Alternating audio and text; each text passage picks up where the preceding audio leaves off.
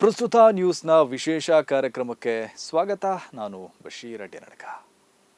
ಸಿದ್ದರಾಮಯ್ಯ ಸರ್ಕಾರ ದ್ವೇಷ ಭಾಷಣಗಳಿಗೆ ತಡೆಯೊಡ್ಡುವ ಕಾಯ್ದೆಯನ್ನ ಜಾರಿಗೆ ತರಲು ಹೊರಟಿದ್ದಕ್ಕೆ ಸಂಘ ಪರಿವಾರ ಮತ್ತು ಬಿಜೆಪಿಯವರು ಉರ್ಕೊಂಡು ಬಿಟ್ಟಿದ್ದಾರೆ.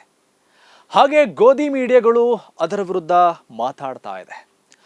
ಅಲ್ಲಿಗೆ ದ್ವೇಷ ಭಾಷಣಗಳ ಮೂಲಕ ಈ ಸಮಾಜವನ್ನ ಒಡೆಯಲು ಹೊರಟವರು ನಾವೇ ಅಂತ ಅವರು ಒಪ್ಪುಕೊಂಡಂತಾಗಿದೆ.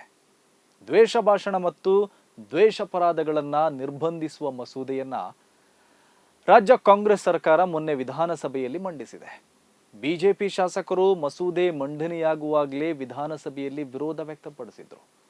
ಬಿಜೆಪಿ ಶಾಸಕರು ವಿಧಾನಸಭೆಯಲ್ಲಿ ಅದಕ್ಕೆ ವಿರೋಧ ಮಾಡಿದ್ರೆ ಕೇಸರಿ ಕೂಟ ಹೊರಗಡೆ ವಿರೋಧ ಮುಂದುವರೆಸಿದೆ.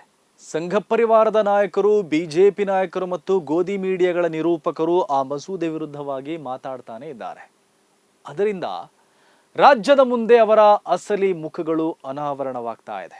ಈ ಬಿಜೆಪಿಗರು, ಸಂಘ ಪರಿವಾರಿಗಳು ಮತ್ತು ಗೋಧಿ ಮೀಡಿಯಾಗಳು ದ್ವೇಷ ಭಾಷಣಕ್ಕೆ ಬೆಂಬಲ ನೀಡುವವರು ಅನ್ನೋದನ್ನ ಅವರಾಗಿಯೇ ತೋರಿಸಿಕೊಡ್ತಾ ಇದ್ದಾರೆ.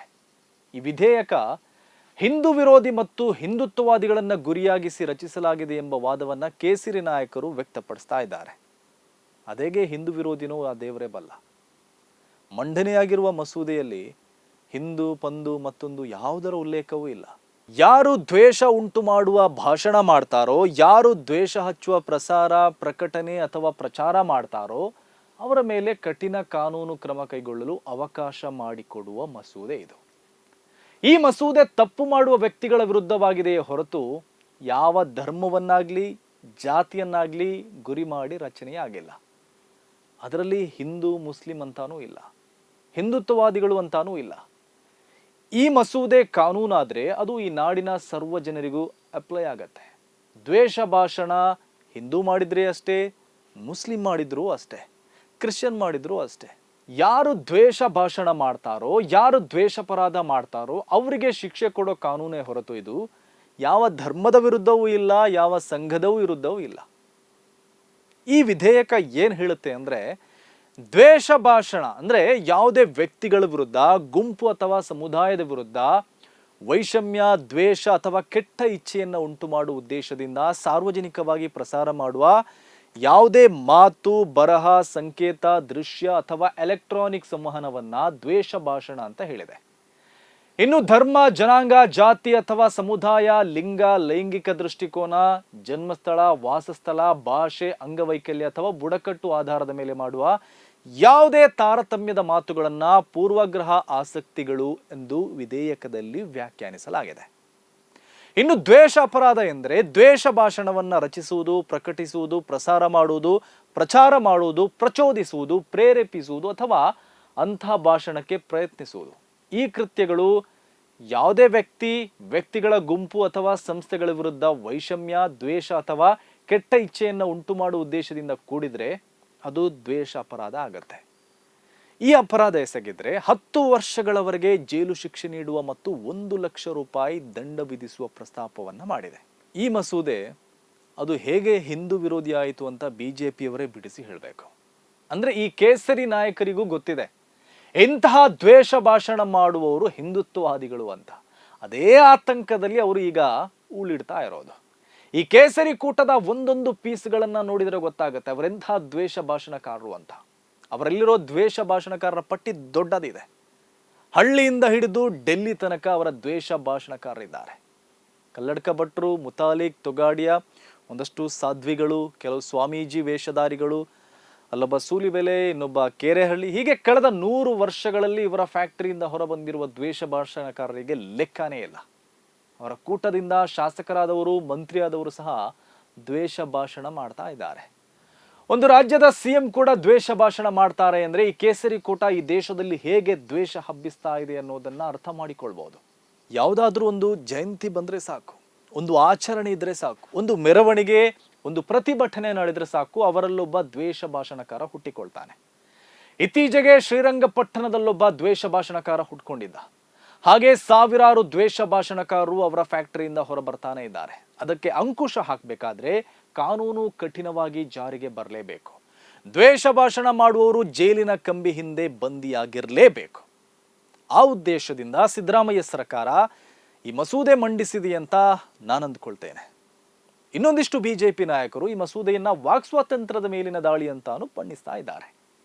ಪ್ರಹ್ಲಾದ್ ಜೋಶಿ, ಬೊಮ್ಮಾಯಿ ಸೇರಿ ಹಲವರು ಇದು ವಾಕ್ ಸ್ವಾತಂತ್ರ್ಯವನ್ನ ಹತ್ತಿಕ್ಕುವ ಮಸೂದೆ ಅಂತ ಹೇಳ್ತಾ ಇದ್ದಾರೆ. ಈ ಪ್ರಭೂತಿಗಳಿಗೆ ಒಂದು ವಿಷಯ ಗೊತ್ತಿರಬೇಕು. ವಾಕ್ ಸ್ವಾತಂತ್ರ್ಯಕ್ಕೂ ದ್ವೇಷ ಭಾಷಣಕ್ಕೂ ತುಂಬಾ ವ್ಯತ್ಯಾಸ ಇದೆ ಕಣ್ರಿ. ಒಂದು ಧರ್ಮವನ್ನ ನಿಂದಿಸುವುದು ವಾಕ್ ಸ್ವಾತಂತ್ರ್ಯ ಅಲ್ಲ. ಒಂದು ಸಮುದಾಯವನ್ನ, ವರ್ಗವನ್ನ ಅವಹೇಳನ ಮಾಡುವುದು ವಾಕ್ ಸ್ವಾತಂತ್ರ್ಯ ಅಲ್ಲ. ಮುಸ್ಲಿಂ ಮಹಿಳೆಯರಿಗೆ ದಿನಕ್ಕೊಬ್ಬ ಗಂಡ ಅಂತ ಹೇಳೋದು ವಾಕ್ ಸ್ವಾತಂತ್ರ್ಯದ ಪರಿಧಿಯಲ್ಲಿ ಬರಲ್ಲ ರೀ ಮಿಸ್ಟರ್ ಜೋಶಿ ಅವರೇ. ಮಸೀದಿಯನ್ನ ಕೆಡವಿ ಹಾಕ್ತೇವೆ ಅಂತ ಬೆದರಿಕೆ ಹಾಕೋದು ವಾಕ್ ಸ್ವಾತಂತ್ರ್ಯ ಅಲ್ಲ ರೀ ಮಿಸ್ಟರ್ ಬೊಮ್ಮಾಯಿ ಅವರೇ. ವಾಕ್ ಸ್ವಾತಂತ್ರ್ಯ ಯಾವುದು, ದ್ವೇಷ ಭಾಷಣ ಯಾವುದು ಅಂತ ಗೊತ್ತಿಲ್ಲದ ನೀವು ಯಾವ ಸೀಮೆಯ ನಾಯಕರ್ರಿ? ಇವರಿಗೆ ಆತಂಕ ಇರೋದು ವಾಕ್ ಸ್ವಾತಂತ್ರ್ಯದ ಬಗ್ಗೆ ಅಲ್ಲ.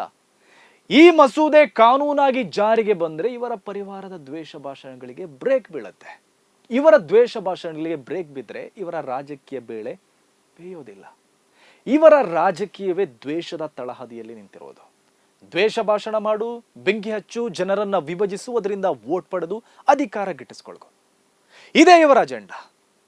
ಆ ಅಜೆಂಡಾ ಡ್ಯಾಮೇಜ್ ಮಾಡೋ ಮಸೂದೆ ಈಗ ಕರ್ನಾಟಕದ ವಿಧಾನಸಭೆಯಲ್ಲಿ ಮಂಡನೆಯಾಗಿದ್ದಕ್ಕೆ ಇವರೆಲ್ಲ ಉರ್ಕೊಳ್ತಾ ಇದ್ದಾರೆ. ಅವರಷ್ಟೇ ಉರ್ಕೊಂಡ್ರು ದ್ವೇಷ ಭಾಷಣಗಳಿಗೆ ತಡೆಯೊಡ್ಡುವ ಕಠಿಣ ಕಾನೂನು ಕ್ರಮಗಳು ಜಾರಿಯಾಗಲೇಬೇಕು. ಜಾರಿಗೆ ಬರೋದು ಮಾತ್ರ ಅಲ್ಲ, ಅದು ಪರಿಣಾಮಕಾರಿಯಾಗಿ ಕೆಲಸ ಮಾಡಬೇಕು. ಇಲ್ಲಾಂದ್ರೆ ದ್ವೇಷ ಭಾಷಣಗಳ ಮೂಲಕ ಈ ದೇಶದ ಶಾಂತಿಯನ್ನ ಕದಡುವ ಶಕ್ತಿಗಳನ್ನ ನಿಯಂತ್ರಿಸಲು ಸಾಧ್ಯ ಇಲ್ಲ.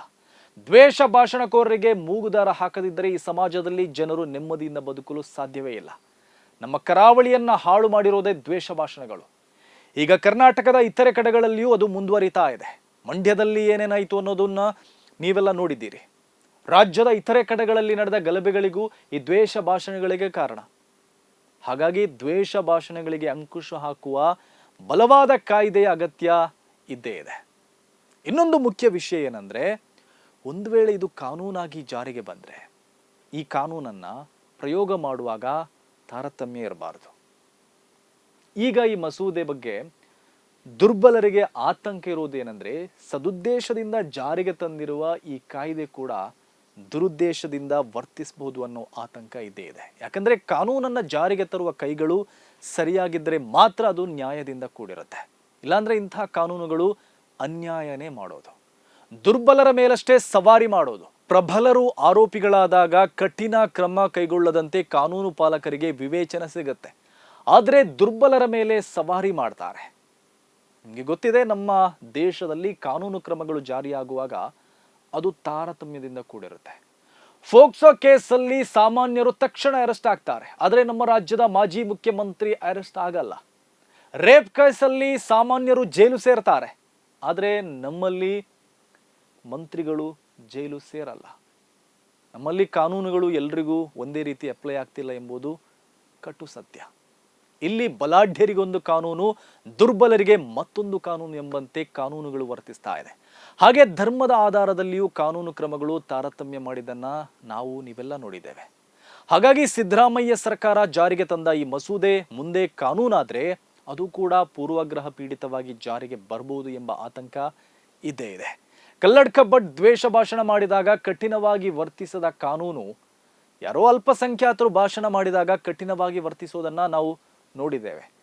ಹೀಗಾಗಿ ಈ ಉದ್ದೇಶಿತ ಕಾನೂನುಗಳ ಬಗ್ಗೆಯೂ ಅನುಮಾನ ಇದ್ದೇ ಇದೆ. ಸಿದ್ದರಾಮಯ್ಯ ಸರ್ಕಾರ ಜಾರಿಗೆ ತರುವ ಈ ಕಾನೂನು ಮುಂದೆ ಬಿಜೆಪಿಗೆ ಅಧಿಕಾರ ಸಿಕ್ಕಾಗ ದುರ್ಬಳಕೆಯಾಗುವ ಚಾನ್ಸ್ ಇದ್ದೇ ಇದೆ. ಇದು ಇವತ್ತಿನ ಪ್ರಸ್ತುತ ನ್ಯೂಸ್ ವಿಶೇಷ. ಸುದ್ದಿಗಳ ವಸ್ತುನಿಷ್ಠ ವಿಶ್ಲೇಷಣೆಗಾಗಿ ನೋಡ್ತಾ ಇರಿ ಪ್ರಸ್ತುತ ನ್ಯೂಸ್.